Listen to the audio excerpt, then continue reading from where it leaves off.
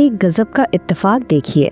जो प्रेम कहानी बरसों पहले पूरी नहीं हो पाई, उसे ऊपर वाले ने इतने सालों बाद एक अलग ही अंदाज में मुकम्मल किया। दिलीप साहब भी लगभग 98 साल की उम्र तक जिए और कामनी जी ने भी अपनी जिंदगी के लगभग 98 साल पूरे करने के बाद ही आखिरी सांस ली।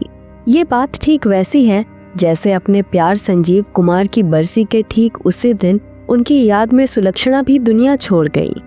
वो अपनी बहन के बच्चों को छोड़ नहीं सकती थी और ना ही अपने भले पति के साथ नाइंसाफी कर सकती थी। एक इंटरव्यू में कामिनी जी ने कहा था, हम दोनों पूरी तरह टूट गए। हम एक दूसरे के साथ बहुत खुश थे, हमारा तालमेल बहुत अच्छा था, लेकिन क्या करें, यही जिंदगी है। मैं लोगों को छोड़कर ये नहीं कह सकती थी कि अब बहुत हो गया, मैं जा रही हूँ। इस प्रेम कहानी का दर्दनाक अंत हुआ। जब ये बात कामनी जी के भाई को पता चली तो उन्होंने दिलीप साहब को सीधे धमकी दी कि तुम मेरी बहन से दूर रहो।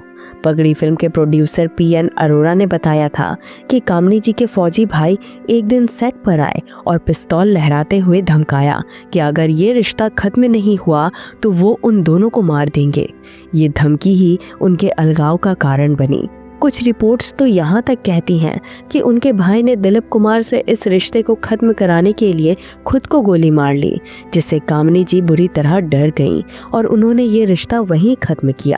चाहे धमकी का किस्सा सही हो या गोली मारने का, दोनों प्रेमियों का दिल टूट गया। ये वो वक्त था जिसने दिलीप कुमार को हमेशा के लिए ट्रेजेडी किंग बना दिया।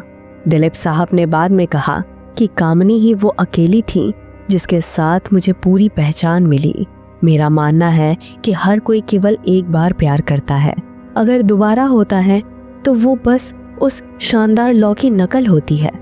इस ब्रेकअप के दर्द को पाकर ही दिलीप साहब ने पर्दे पर इतना दुख भरा अभिनय किया। उन्होंने अपनी आत्मकथा में ये भी कहा कि वो कामनी की ओर भावनात्मक से ज्यादा बौद्धिक रूप से आकर्षित थे। दिल टूटने के इतने साल बाद एक बार कामनी जी स्वर्गीय प्राण साहब के चौथे में दिलीप कुमार से मिली। तब तक दिलीप साहब की याददाश्त कमजोर हो चुकी थी। कामनी जी ने कहा था, सायरा जी उन्हें लेकर आई और मेरे पास बैठाया, पर उन्होंने मुझे पहचाना नहीं। मैं टूट गई।